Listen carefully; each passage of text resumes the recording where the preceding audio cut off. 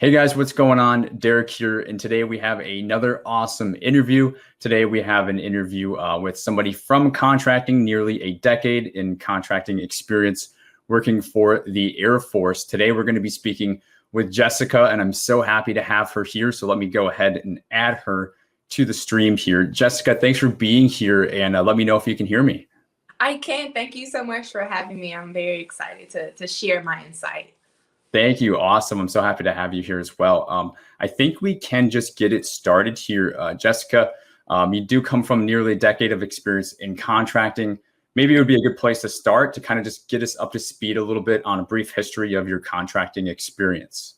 Yeah, so I started in California straight out of high school. So I spent 6 years spread across services, commodities, and construction. We were structured a bit differently. We had basically a civil engineer flight and then an all others flight. So I literally touched everything during my time in California, and then deployed twice from there overseas to the Middle East. And that's just a story of its Wow. own. International affairs, there's a lot more that goes into it. And then I spent a year in Turkey doing contingency construction. And then I spent 2 years in Germany, where I worked solely in the services flight, providing support for not only my base there, but throughout Germany, and then a few other locations throughout Europe. But services, I would say services is my strong suit right now, just because that's my experience. But I do have services, commodities, and construction background and experience under my belt. Awesome. And I think it's important to mention just on that, guys, if you caught it, she's been at different locations geographically speaking here. One location she's speaking about largely is Germany. So if you don't know, because I know that we don't always get a chance to speak about this on the channel, but it's not always, it's called CONUS, Continental United States. It's not always CONUS. There's also OCONUS, which is outside the continental United States. That can mean other countries, but in Jessica's case, she's still on a US base. And as we all know, there's US embassies, US bases all over the world, right? And so there's also opportunities for contracting and also opportunities for, contractors, small businesses to support those locations. And we rarely get to talk about that. But Jessica, correct me if I'm wrong. That's kind of what you're talking about here, right? Oh, exactly. Exactly. There's so many US affiliated entities over there that I think a lot of people don't consider. We're pushing out solicitations daily. So that's good that you mentioned that. I mean, yeah, that's huge. And I don't even have a big pulse on that because, everything I've done has been pretty domestic as well, like a lot of us. But it's such an opportunity for those who are a good fit for it is what I would say. Anybody who has connections or relationships or experience or, just happens to find themselves there.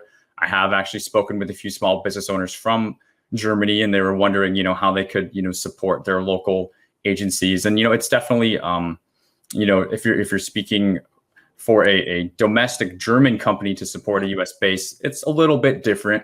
But there's ways to approach that. And that's another conversation. It's not even my forte, but the other thing about your background that I wanted to also touch on, another thing that we don't always get to touch on the channel is you were a specialist, a contracting specialist, and then you became a contracting officer, correct? Yes. Could you speak about the differences between the two? I know getting warranted and the different thresholds and things like that I'm knowledgeable of, but I don't think I've ever gone into it in any level of detail on the channel. I think it would be a good opportunity to just let folks know, hey, there are specialists and there's officers, and they're both in contracting, but there's differences between the two. Right. So basically, a contract specialist or a contract administrator pretty much prepares everything for the contracting officer's signature. Now, when I became a contracting officer, I still served as an administrator as well, sometimes doing my own projects, sometimes doing other people's projects. It was very fluid. And then, of course, that also helped our manning issues. But that's the main difference. Contracting specialists can be warranted. It just comes down to nameplate, unfortunately. Because if I say contracting officer, then I'm going to be asked, okay, well, did you commission or are you enlisted? So that kind of goes into another conversation. But the main difference is one is warranted, one is not. One is authorized to sign contracts or enter or terminate contracts on behalf of the federal government. The other is not. And you have to have your SF 1402 hung up in your workspace to let people know what your authority is, what your limits are. And I received my first warrant 2014 in support of my first deployment. And I remember coming back from my deployment and I tried to give it back. Oh no. Back. And I think my superintendent at the time, she says, no, ma'am, you go back there and you go award contracts. And I've been warranted ever since. And I've had increases throughout the years. And of course, when you're deployed or if you're working in contingency operations, the threshold is a bit higher. I'm not going to say what the threshold is because it may have changed. Yeah. But yeah, that's the difference between contracting specialist and a contracting officer. And so for those of, used to be Fed Biz Ops, FBO, as you know, in the not so recent past, now we're looking at beta.sam and eventually the new SAM system. So for those of us small, contractors that are scrolling to the bottom of solicitations and we see a primary point of contact, a secondary point of contact, isn't it usually the contracting administrative, the specialist that's the primary, and then the secondary is the CO? Is that what your experience is? Correct. That is correct. And the reason why we do that is because at any given time, I was responsible for upwards of 50 to 70 contracts, right? Okay. And I already have a lot of management and more internal type of things to do, opposed to getting hundreds of questions from contractors in my box. Not that that's not important, but it's just a prioritization and management type of thing. So usually you will see the primary administrator, and if the project warrants it, we'll add a secondary or an alternate administrator as a backfill in case, maybe someone's sick or on leave or something like that. But that is. And then even when submitting, like an RFI, a question to contracting, say there's a bid, coming up and there's a Q&A deadline, it's typically the administrator, the specialist that brings those in and posts the responses publicly and all that, correct? Correct. But something that I did, and this is just my personal preference. Okay. My last duty station in Germany, we had an org box for my flight. And I always put the org box as well as the administrator's name for Q&As and RFIs and things like that, because sometimes you'll have contractors that'll send one, but then they think of another, and then think of another. And so the org box was just a good way for me to go in and then cross-check with my contract specialist or administrator, saying, hey, did you see this? Did you catch that? So that was a good way for me to kind of relieve the pressure on my box by having the org box. And I kind of encourage everyone to set that up. I think my first duty station, we had an org box for proposals and things like that, because you're not just confined to those 2 or 3 sets of eyes. Everyone in that section or that team can see it to ensure that nothing falls through the gaps, because that's the last thing you want to have, a protest from, lack of response to a contractor, or, you missed a proposal that may have been the lowest price. Right. But yeah, that's how I personally handle RFIs, questions, proposals. Okay, love it. That's great. Seeing things from your eyes, anybody seeing things from contracting eyes who's in small business, being a government contractor, sometimes it's just like, what? We forget that sometimes contracting is people. They actually do things a certain way. They have preferences. And you know what? It's just like, at the end of the day, people is people, business is people, and everybody's got a job that they've got to get done. And that's a mission that I try to continually remind everybody of who's trying to win contracts and grow their GovCon business, as we continue to educate them about different things, including contracting. So I think we could segue a little bit. I would love to talk a little bit about the Air Force specifically now. And if you want to talk about, your recent or your more specific stay in employment, we can definitely go there. It's up to you, however you want to take it. But, the Air Force mission, what are opportunities for contractors with the Air Force? Any way you want to take it, I think it would be good if we could talk about that and share that with the community. Perfect. So, our mission is to fly, fight, and win, but that's such a technical term, right? I like to just make it very basic. I don't know what that is. So each base or each GSU or each installation has their own specific mission. At the end of the day, contracting's goal, that contracting office, their goal is to provide for that installation. whether that be custodial services, grounds maintenance services, food services, maintenance and repair of car lifts, things like that. So the team that I was in, services team 2, we mostly dealt with the operational and maintenance side of the base. So our car lifts for maybe our vehicle fleet, our vehicle readiness, that's what we did. Our custodial services, especially, you know, with the pandemic and how and change the way we operated, that was something that I was, you know, in control of. I had a hand in, and that was our mission, to provide what everyone on our base needed. That is the simplest way that I can put it. I don't like to dress things up, because I think when you start to dress things up and you get a bit more like technical and fancy, you kind of lose people. Yes. And that's not what we want to do, you know, in some. But our mission, our goal was to meet our customers' need, however that was, whether it be tech refreshes in support of telework operations, whether that be maybe purchasing additional gym equipment so that different organizations can have in-house gyms versus, you know, risking public health and safety by still having the main gym open. Every base is going to be different, and you're going to know what the mission and the needs of that base is when you're talking to your customers. And my mission at Germany was very, very different than my mission in Turkey, because I was in construction, and there's so much other things, more like anti-terrorism and force protection measures that we had to consider there. And the same can be said for those 2 deployments. And in my time at Beale, one of my most notable things at Beale was standing up the KC-135 Reserve Wing. So that's a lot of construction, you know, a lot of building supplies to house those things. So I would say yes, we do have definitive mission and vision statements for the Air Force as a whole, but I look at it from the current position that I'm in. What do I need to do? What purpose am I serving to the tenant units, to the host units, all of that? It's really going to be at your local level.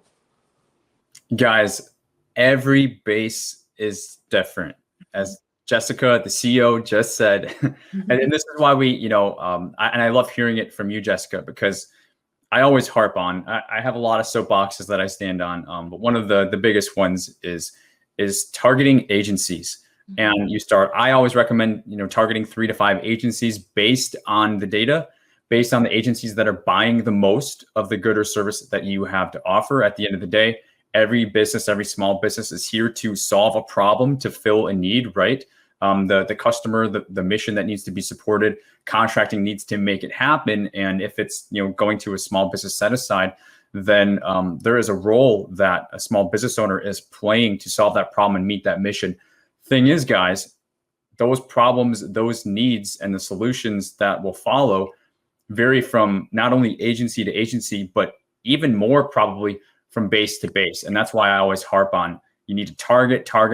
Know the 10 or 12 contracting officers or specialists that are out of that base. It's going to be the same names if you start watching time and time again, the same dozen names or whatever that are on the bottom of the solicitations. You can kind of peg them on the board or whatever, just so you can watch for things coming out and try to, you know, maybe we can talk about, it's not in our questions list, but, you know, the right way to develop relationships, the way that I talk about it and I recommend is, first off, a small business contractor. First off, you have to be humble, and you have to come from a place of wanting to earn the business and, again, solve a problem for contracting. You don't want to be salesy. You don't want to be spammy, and you don't want to be doing fluff, because it's just wasting everybody's time. You don't want to be mass marketing, sending capability statements. Instead, I like to engage contracting in a professional way, and that's by jumping through the necessary hoops. Respond to the market research, you know, go to the industry days. Not always is contracting showing up at industry days, but if you have one at a targeted agency, you know, do that. You know, do follow-ups, ask for proposal debriefs, and then, you know, engage contracting to ask if you could send your capability statement to them, or ask if for a referral, if there's anybody that they can refer you to. Those are just a few of the things that I recommend to help to start and follow up to develop, you know, relationships with contracting, in addition to just bidding over and over and over again, showing up, giving contracting, you know, basically the experience to start to know, like, and trust you as a small business owner, as somebody who is here. They're here to stay. They're financially stable. They're a company that's not going to be gone in, 6 or 9 months because they didn't know what they're doing. Right. Kind of saying all that to say, and again, Jessica, I'll put you on the spot a little bit. Do you have any, recommendations from somebody who sat in the other chair? How can small business owners kind of best try to market or develop a relationship? And, of course, we're not talking about favoritism or bias or anything like that. What is the right way? What is the most a contractor can reasonably do to try and move the needle a little bit in their favor? I'm so glad you said that. So first I want to start by saying that in Bill, in California, I had a robust vendor base. Germany, guess what? That wasn't the case. And so I do want to say to not just the small business owners, but maybe businesses who've already been operating, but they want to add government in the mix. Yes. Don't think that the field is oversaturated, because guess what? Maybe you had the bandwidth to do this project a year ago, but now you have so much business that you can't. True. Yeah, don't count yourself out, because guess what? I always love a good vendor database, but don't spam me, And if I'm in services, don't reach out to me about construction. Yeah. Like you said, look at those COs who are in the construction flight, but I don't mind, passing you on to construction. But I would say, call me, say, hey, Jessica, Sergeant Young, what's coming down the pipeline? And I likely know. And if you call me, I'll say, okay, well, what do you do? Or send me your capability statement. I will put you in my market research folder under that requirement. And when I send out my sources, so I usually always do a sources out.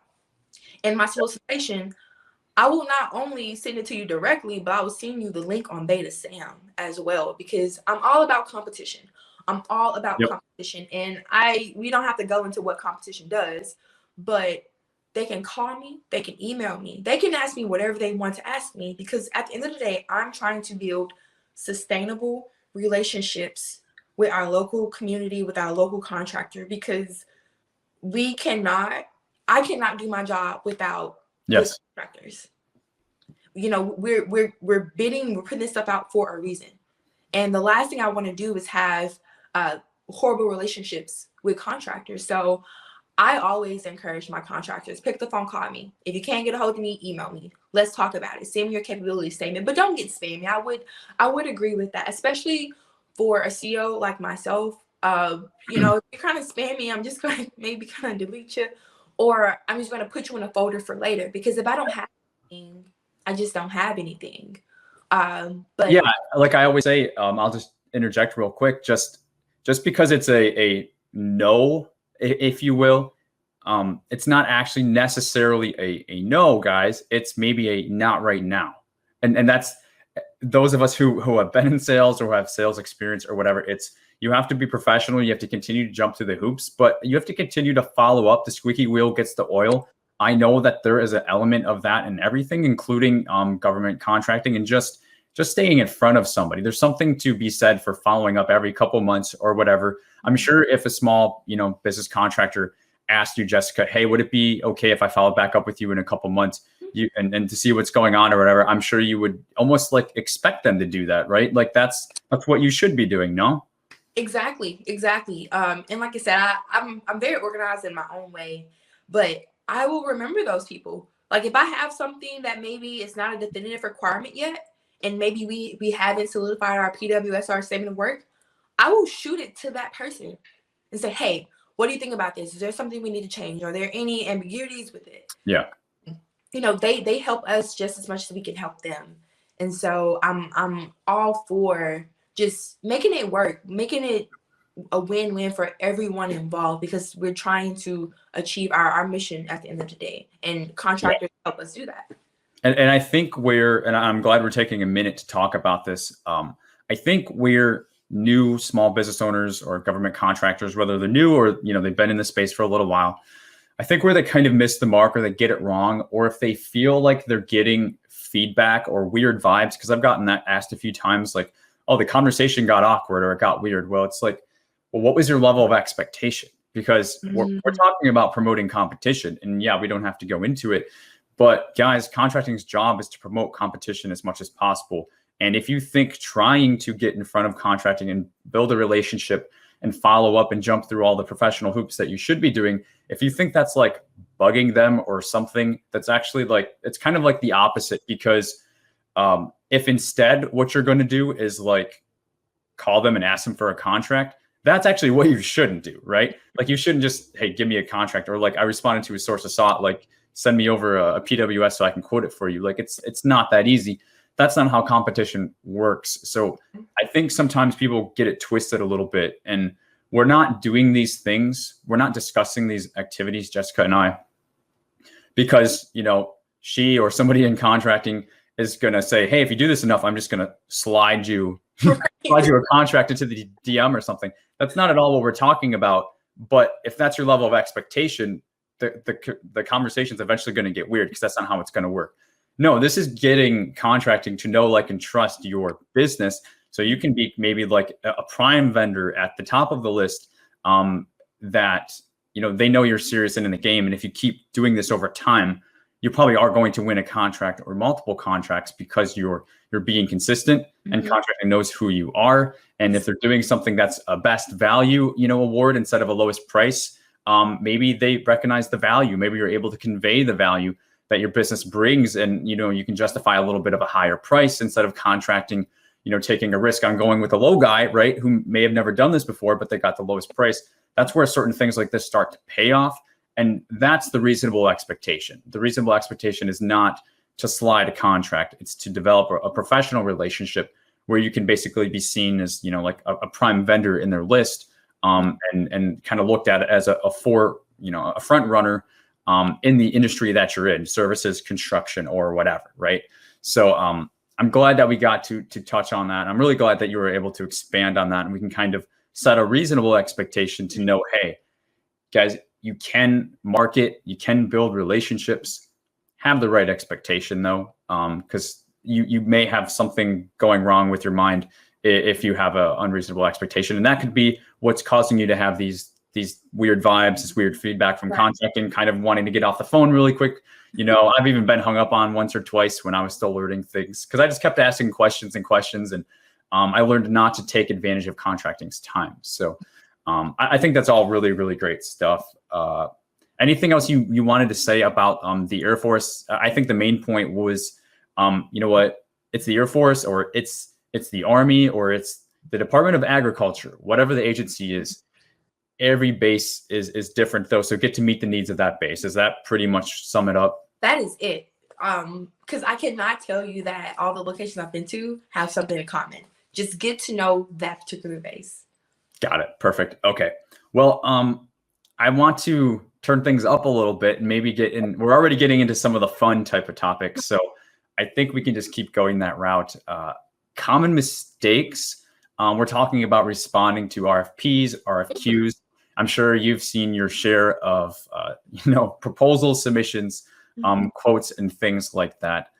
Jessica, what are some of the main things that you're seeing contractors do wrong? And it could be anything from pricing to not following instruction to offers, past performance, just, like providing their own commercial quotes, not following the government layout. What have you seen? I know that we ask this question a lot on the channel, but I think it's good to always get feedback from different folks. Right. So fortunately, the things that I've seen, they're not like show-stopping. Okay. But the protestable things are, not including your past performance if we put that in 52.212-2. I had a scare where I awarded to other than the lowest because the lowest did not provide anything except for pricing. Okay. And we had emails where we followed up where we were like, okay, well, they didn't give us anything, so we're going to just move on. Okay. And we awarded the contract. Maybe like 2 weeks later, they emailed us back like, hey, why didn't we get the award? And my heart fell to the ground. But then I went back and, I said, hey, this is where you failed to provide what we asked for. We followed up. We double checked, triple checked the attachments, everything. Never heard anything else. And then pricing errors. So that's really about it. And oftentimes, I try to scan the proposals or the offers before their closing date, and I'll say, hey, can you take another look at this? Can you just double check this? Oh, wow. Okay. If I have the time, because what is it hurting? Right. What It's is it? promoting competition, right? So yeah. So, and I know a lot of people probably won't do that. They'll probably say, well, that's their fault. But if it's going to be in the best interest of the government, because that's how CL should operate, I'm going to say, hey, can you just take another look at that? Yeah. But just the evaluation factors, and then maybe pricing, not adding enough zeros, improper placement of your decimals, not putting the extended price. So then my administrator has to go in and multiply the extended prices or The unit and the totals. Yeah. Exactly. And that's not fun when you have 60 line items on a solicitation. So just minor things like that. Nothing that's been super crazy, fortunately. Got it. Okay. And on the pricing standpoint, because I know this is something that we used to have issues with for the actual pricing cleanse, rounding errors, right? Because when contracting goes to add that up and it's off like 25 cents, we've had it where contracting goes, hey, can you just revise this? Or, hey, we're going to take 25 cents off, or we're going to add 25 cents because it was like 0.0357 and it's got to go up or down, right? So you probably experienced rounding with pricing a little bit. A lot, but most of the time I just say, hey, listen, the award says this because you had rounding errors in the solicitation. If you don't like it, don't sign the award. If you're fine with this, sign the award, and we're gonna get this bad boy. Usually people would rather take the award than yes, and that's how I deal with it. It's just too trivial to even, in most cases. Yeah. It's too trivial to kind of go back on it. Got it. Let me ask you, I want to stick on this point for a little bit longer. A lot of folks that are putting their proposals together, their responses together, whatever's required. I've been trying to crack this nut for a little while to kind of get it through to people. And we covered some of it on another interview, but in this interview, I wanted to talk about fluff. I want to talk about fancy graphs and charts. I want to talk about color and anything else that would fall underneath that umbrella, because contractors seem to think like, hey, I want to go pay thousands and thousands of dollars to get this really, really, top-notch looking proposal with all those things, the bells and whistles, if you will. Could you talk a little bit about how contracting sees that, or how much does that actually help them, is probably a better way to put it, in their actual chances of winning a contract? So I don't care about any of that. I'm going to check to see if your response conforms to the solicitation. Charts is not a conformance checklist. I'm going to look at 5212-2. Did you complete, did you provide everything in that? Did you listen to the instructions to offers? Did you provide your extended total breakout list? I don't care for any of that, because guess what? Now we're digital. That's just more space that's in my inbox. And that's more stuff I'm going to have to upload into our contracting system. So, and I get it. Maybe for maybe early businesses who are just kind of new to, having the government as a client, newer companies, I totally get it. But those things should be reserved maybe for a capability statement. When you respond to my solicitation, I really just want the meat of what we're trying to do here. If your narrative is supporting the services or commodities that you're offering to us, that's fine. But if the charts and additional information doesn't, try not to submit it. Just give us what we ask for. Yeah. And I like to tell people, just to err on the side of caution. And if you're unsure, just call me. And something to be mindful of, once you start actually getting into RFPs, which is for Part 15, there's page limits. So exactly. Why do you want to jeopardize us taking important stuff off the back of because we take it off the back. Yep. If you exceed your page limit, we take it off the back. What if your pricing was on the back? Now you're non-conforming, or non-responsive. So just kind of give us what we ask for and try to stay reasonable. And if you, as a contractor, are unsure of how you want to present it to us, maybe find someone to help you with that. That's something that we see a lot too. We have people with the know-how to do the work, but they don't have the know-how to submit it and package it up to us. That's definitely a gap. It's a type of gap that I'm trying to fill in the space of, hey, you've got the knowledge, you've got the expertise, you're the small business owner, not me. We have so many different small business owners in the community in the space that they're amazing at IT or construction or staffing or whatever, right? But it's like bridging this gap. And I think of it as the Grand Canyon. It's like, okay, guys, this channel, our community here, doing this interview, this is trying to get you from being the expert in your space to being able to walk this gap to basically deliver that in the way that contracting wants it, so that you can play in this space. Government contracting is, for many, it's adding a supplemental customer to a business they already have. Some folks, they're just setting up a quote unquote GovCon business. And I say that you can do that. There may be some other challenges like past performance related to it. But you know what? Not everything is required for past performance. Not everything requires that as a valuation factor, especially when you're looking under the SAT and things like that. And so sometimes that's a good place to get started, going on, LPTA type responses where, hey, like you can do this, you can perform. And so in either case, though, bridging this gap is exactly what we're trying to do with this channel to say, hey guys, you can do it. And that's why we're bringing contracting in on the channels. We're bringing other government contracting success stories, folks who have won their first contract or their first few contracts. Right. You know what? You just gotta do it. You just gotta, kind of jump in the deep end and know that, as Jessica said multiple times now, that you can ask questions. Like, you're not in this on your own. I feel like everybody thinks they're just going it alone. And if you're responding to a bid, you have a question, you don't know if you should include past performance or not. Maybe you're having issues reading it, or maybe something was written in there that's confusing to you. Ask the question. Like, you may not get the answer you want, or you may not get a response. Maybe the deadline's passed or whatever. Most of the times you probably will, unless you're asking a question where the answer is clearly in there, and contracting will be just like, see page 57, like this has already been covered, right? Like, I'm sure you have done that before, right? But other type of questions, like, contracting is here to help you. And I know contracting sometimes does get a reputation for not wanting to talk to vendors, but you still got to do what you can do. And, for those of you who are afraid to pick up the phone and call contracting, here we have Jessica saying, call me, right? So guys, there are folks who prefer picking up the phone. There are folks who prefer email. It's just what's best for them. So I say you should basically get used to doing both to see what's going to fit for your target agencies, your target bases, and your target customers, right?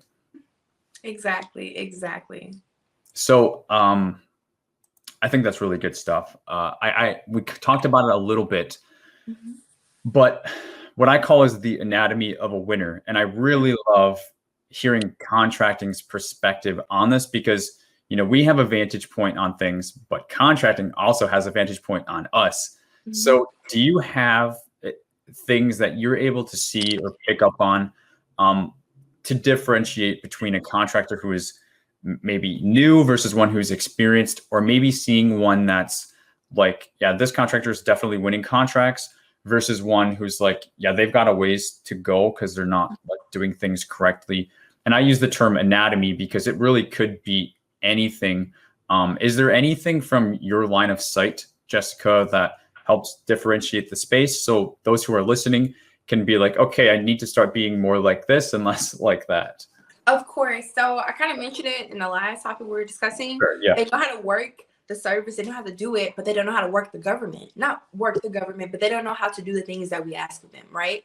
And the difference between those two is one maybe has a team, or maybe just a contracts manager, proposal manager that's dotting their I's and crossing their T's. Because you may be excellent at that service or providing that commodity, but maybe your pricing is just way off base. Or maybe you're not paying attention to what we're asking you in the solicitation documents. So those are just the biggest factors between a successful contractor and maybe a not so successful. I'm not going to say an unsuccessful one, because maybe they may win some of the smaller contracts where competition is not so great. But you have to have the right people on your team, and you have to know what questions to ask.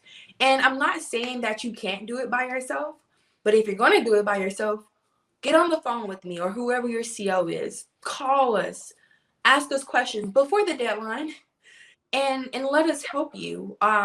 Be transparent. I love when I get a newer contractor and they're like, hey, Sir Young, this is kind of our first time.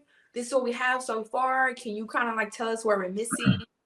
And I'll say, hey, okay, well, just make sure that you literally hit all components of solicitation, but just reread it. Give us our basic things, because if we don't do price only, it's going to be price and past performance, or technical experience, or technical capability. And that usually comes from providing us maybe 3 references, or we'll send a questionnaire, and the questionnaire has to be returned from another customer, whether it be a commercial customer, a local or state government customer. But just get smart on the process. Get smart on the process. You don't have to be a genius at it. Just make it to where when it comes across our email, we're not like, what is this? Because I think there's so much opportunity to have those questions answered before that time comes. For sure. And I think you would probably agree that kind of when you receive, an offer, and, I also wanted to ask you, maybe as a follow-up to this, a little bit about what happens like behind the scenes. Okay, contractors know that they hit send on the email and they submit their offer, and then like what happens about evaluation and whether it's source selection or whatever. Maybe you could talk about that in just a second. Mm-hmm. But I also wanted to remind folks, and you would probably agree, that contracting doesn't like to play this hunt, hide and seek type game, or hunt and find the information, right? Because you could be found non-responsive, as you've already said. So again, trying to crack this nut for folks for proposal writing, this big scary monster, give contracting something where they can easily find the information that they're looking for. That is really the name of the game. Give them the information they're looking for, and then make it easy to find. And that's so much more valuable, and quite frankly helps you so much better with standing chances to be the winner than the fluff, the charts, the graphs, colors, to make a contrast to that. Spend your time getting really clear on your structure. And I always say, never start when you're responding to a bid. If it's a proposal, if it requires you to write a little bit, since it seems to be so hard with folks, I always say, never start with a blank sheet of paper. If you're starting with a blank sheet of paper, you're doomed. I always say start with an outline.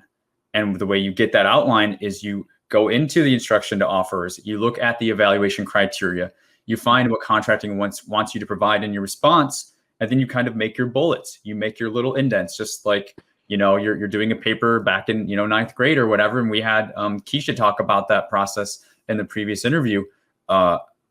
Start with an outline. Then all you have to do is go in and fill it in. And then before you know it, you're 75% done. Do your pricing, make sure you do a red team review, something like that. Fill out any government forms you need to do, sign, reps, inserts, all that good stuff. And then it's like 90 to 95% done. So it doesn't have to be this big, scary monster. And Keisha, I think, we talked a lot about this with Keisha in the past interview, so I don't want to talk too much about it. But just approaching it this way, guys. I don't know how else to say it. Jessica, if there's anything else that you want to say about, approaching proposal writing or anything like that, it's a huge thing that's stopping people from responding. I think the government would get so many more small business owners, increasing competition, if there was something to bridge this gap. And I get that it's hard, but is there anything that you need to add, or you could add about that? I'll just say, if your response is 2 pages and you have everything that we've asked for, so be it. I think that kind of deters people, from reading. If it's 2 pages, it's 2 pages. As long as it's everything that we've asked for is there. It's kind of like, I don't know, when we're in school and they ask you to write something. You don't want to write something too short, but you don't want to write something that's long. And so that's how you get to the fluff. Yep. And just as long as you meet the intent that we put there, go ahead and submit it. 100%, guys. You can tell that's a topic I'm super passionate about. I'm trying to help as many people as I can with that. But you said it. If it's 2 pages, it's 2 pages. If the information is there, it's there. Don't try and make it something it doesn't have to be, right? So I absolutely love that. you may have the same answer. We may have already covered it, but I will ask you if there's anything else. Where do you think contractors could improve the most? Would it be proposal writing? Would it be marketing? Would it be pricing? Would it be just showing up? Like, is there something that comes to mind that you've seen on a scale where contractors would be able to improve the most? With all the different markets or geographical locations I've been in, it varies. It varies. Let me ask. I can say my California market was perfect because, we unfortunately we went to a lot of multiple award contracts, right? So it wasn't too much of the onesie twosie competitive types. Right. But Turkey was different and Germany was different in the two deployments. But I would say show up maybe and don't hesitate to send me your capability statements. Or if you can't do this and you know somebody else who does, send it to us. Maybe you guys can JV or, one can be a sub K for another in the future. Because it's not just about the solicitation right now. I always approach things in the contracting world as if I'm going to need you down the line. Because I can't always have my ear to the street. But, we do what we can for market intelligence, by way of RFIs, industry days, sources thoughts, but that's changed over the past year or two. Just kind of show up, respond to us, just put yourself out. Don't be afraid to put yourself out there. That's what I would say. Don't be afraid. And it's okay that if you're new, because guess what? We won't have expectations of you to perform like an AA that's about to graduate their program. Right. So and some CEOs may disagree with that, but it's okay to say, hey, listen, we're kind of new. Just bear with us. That way your expectations are managed. But I think one is hard just getting out there, and two is harder even doing it. So if you're doing it, if you're out there, if you're putting yourself in front of your business, in front of CEOs, I already commend you. Like you're doing most than other contractors who wish that they could, have government business. So I don't really have anything further to add right now. And I think actually what you just said though is so powerful. It's something I'm starting to lean into more. I definitely want to lean into it into our community and our space a lot more this year. But celebrating those small milestones, patting yourself on the back, acknowledging the steps that you've made, kind of what you just said, just putting yourself out there, putting your business in front of CEOs, as you said. I mean, that's so much further than most, small business owners get, the ones that are trying to, because they're too afraid, or they're trying to be perfect, or they're waiting until something is done first, right? Put yourself out there. If you're doing that, again, it's just like starting with the outline with proposal writing. It's like you're 50% done. Just putting yourself out there. Now you just got to continue to make those steps.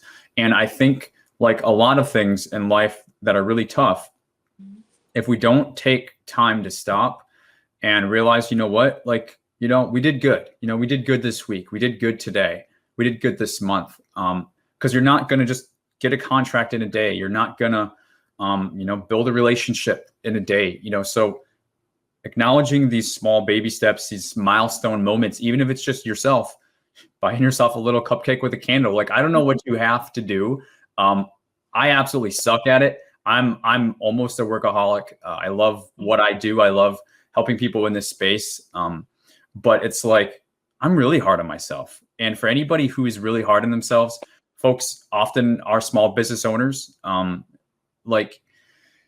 You got to give yourself a break and realize that in time, in time, all things are possible, right? So take the moments where you finish your capability statement, okay, you got it done. Well, that's a step, that's a huge step. You got your SAM registration done. That's a huge step. It's a lot. That's a lot of work.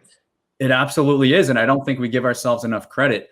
And I think it's just like always, well, now I got to do this next. So we're always running on these hamster wheels, and we never get to a point where we get to allow ourselves to feel good about something. Right. Again, now I'm actually just talking about life, not just government contracting. I'm having one of those emotional days this morning, I guess.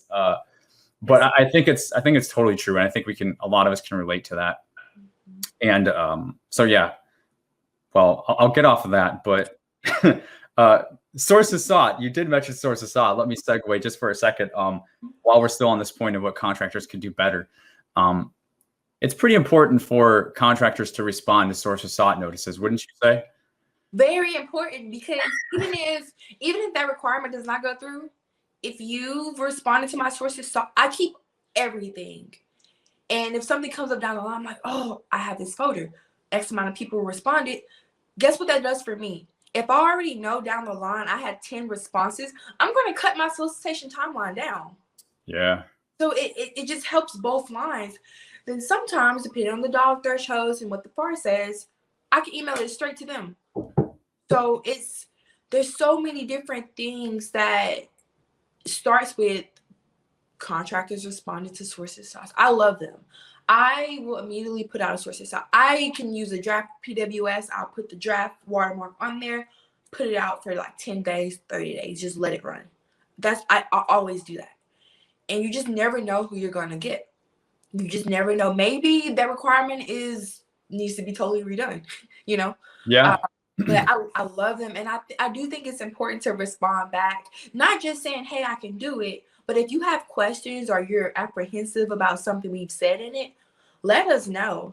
Let us know. Because sometimes we do make mistakes. Sometimes we maybe done something for so long that we don't know that there's a new way of doing it or that there's a better way. And contractors responding to that sources sought helps us with that. So that all around it's an effective approach and everyone's happy. The contractors providing a service, they're getting, compensation for it, and our end users getting what they need.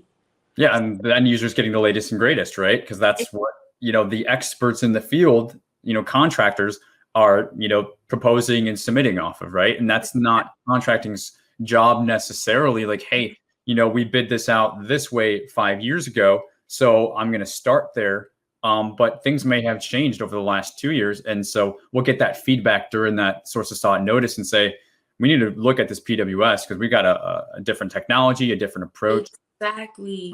Yeah. And that's the biggest thing too. Some things become obsolete just in 3 years. And I don't know, like, I'm not a technical expert. You cannot reasonably expect a contracting officer to be an expert in any one thing other than contracting. Yep. And I think that's very important. So, if we have small business owners or future government contractors, do not be afraid to respond to the sources sought. It may not amount to anything later, like a solicitation, but respond. That's one for sure way to get your name on our radar and your business on our radar. And I think this comes back to having that reasonable expectation. Like, I say you're not responding to sources sought because you're trying to win a bid.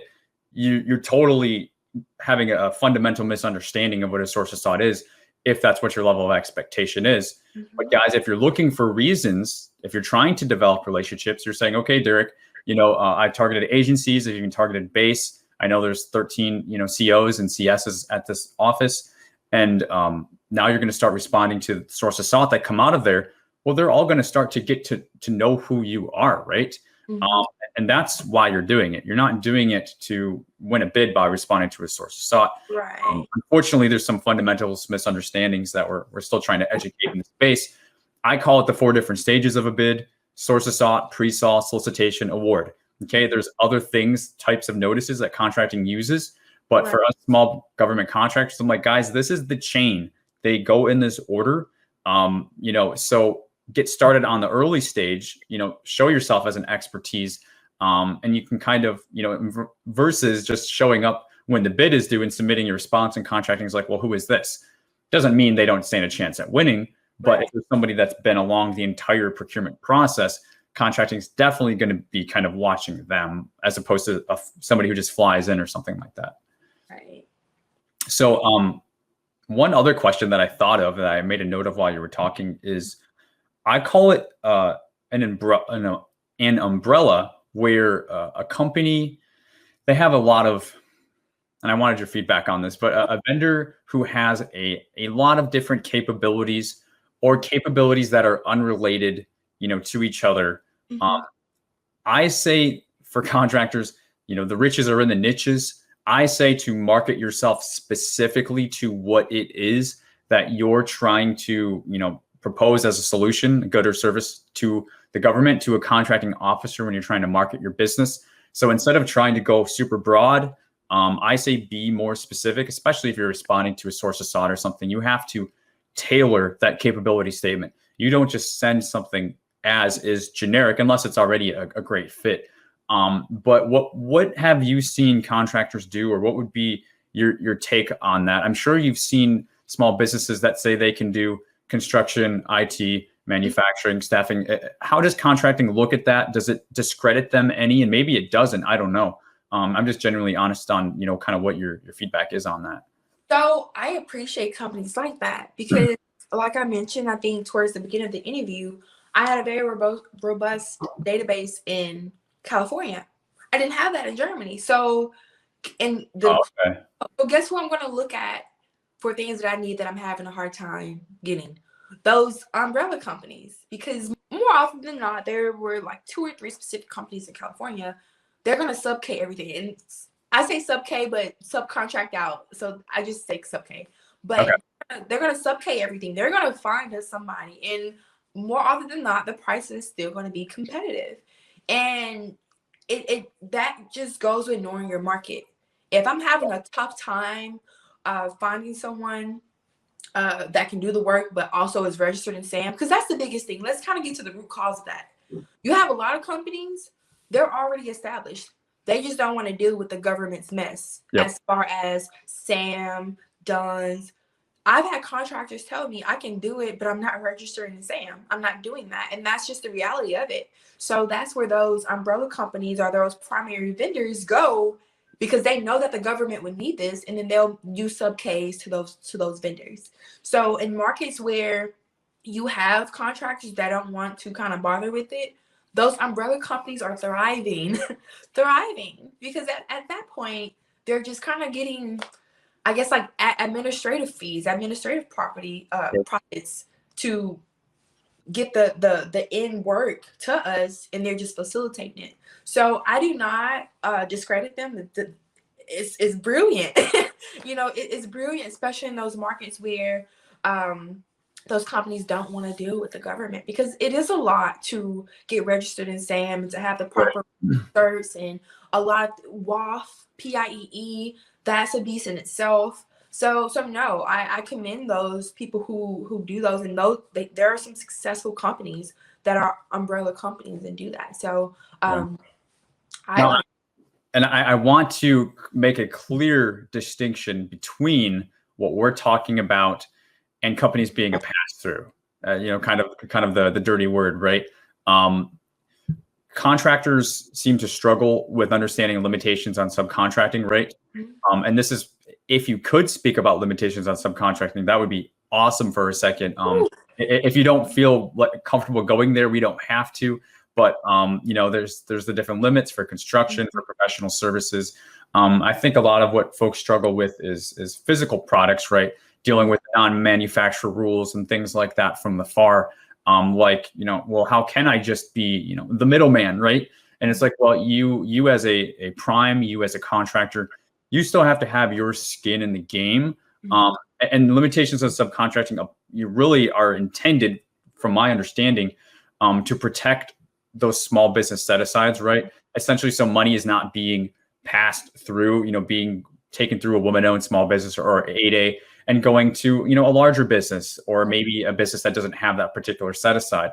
Because the government, guys, is earmarking certain dollars to go to these set-asides. And that's why there's these limitations, so that they make sure this money sticks when they put it out. Otherwise, the money will just flow through like a shell company, and go to some other company who was, doing it all along, right? But the government's trying to, spread the wealth around and, promote competition, right? And so I'm drawing a clear distinction between the two. You can absolutely be an umbrella company. The company I worked for was an umbrella company. I got us into construction. We started out in IT staffing. My boss went and bought a manufacturing division. She bought an airport. Like, it was literally like, your needs, our mission. I got to do all those projects. And sometimes I would sit in front of an OSDBU and they would look at our NAICS codes and be like, really? Like, are you serious? I'm like, no, I could show you the building. I could show you the airport. It's legit. So we ended up breaking it, or I broke it down into different divisions Mhm. because it ended up being too much. But before I go, too much on that, do you have anything to say about that distinction?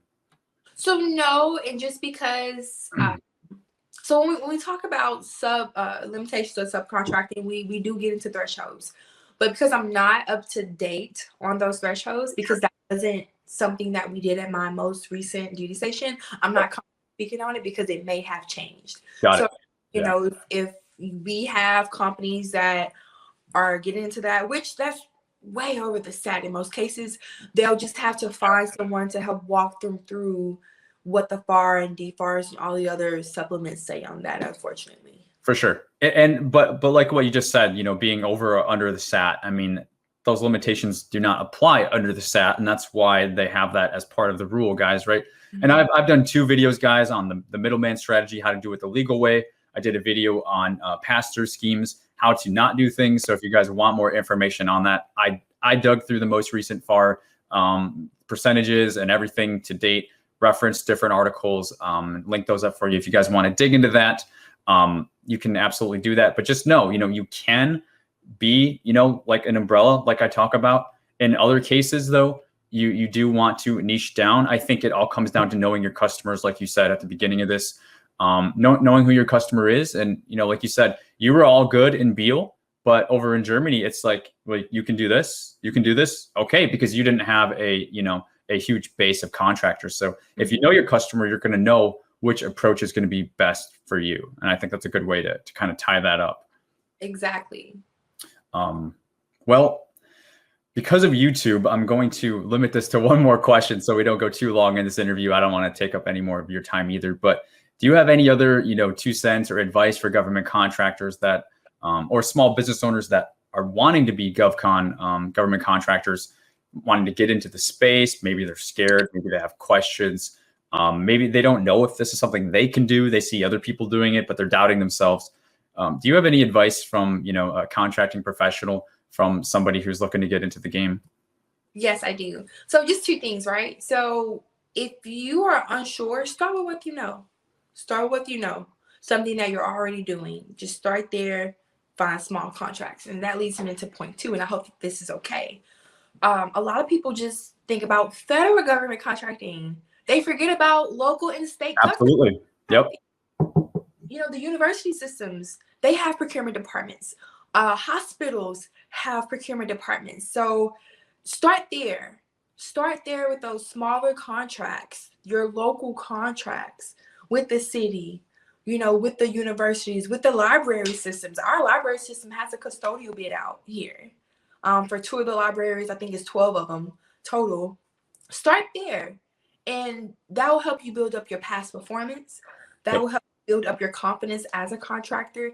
And more often than not, the local and state governments, they'll work with you a bit more if you're having like performance issues. They'll help you remedy those things. But start small and then grow yourself to the federal government. It is scary, it is big, but start small and stick to what you know at first. I think that's great advice. Low-hanging fruit, is what I refer to it as. Doesn't have to be federal. It can be federal, but if you have city, state, local, like whatever it is, it's experience, and you can bring that to the federal space. And starting with what I think is great advice, because you're not trying to be something that you're not. It's going to be very natural and it's going to be awkward, and you're not going to be an expert at it. Kind of stick to your level of expertise, because guys, again, you're not here to get a contract. You're here to solve a problem for a customer. This isn't government contracting. This is how the world works. This is how the market works. If you do not have a solution to offer, you do not have a business. You have a hobby. You're not generating revenue. You have a hobby. So once you can start solving problems for people, whether it's city, local, federal, I don't care who it is, then you have a business. And that's the approach you need to take to win government contracts, quite frankly, solving those problems. And I think it all starts with, I agree, knowing yourself, knowing your business, and starting with what you know. So Jessica, thank you so much for spending some time with us today. I really appreciate it. Thank you. This was exciting. Guys, we will be having more interviews to come in the future. But if you like this video, share Jessica some love, post your comments. If you have any questions for her, maybe she can check the YouTube comments if she has time later on. But guys, that will do it for now. Jessica, thank you again. We will be in touch, and we'll see you all very soon. All right. Thanks so much, Derek. All right. Bye.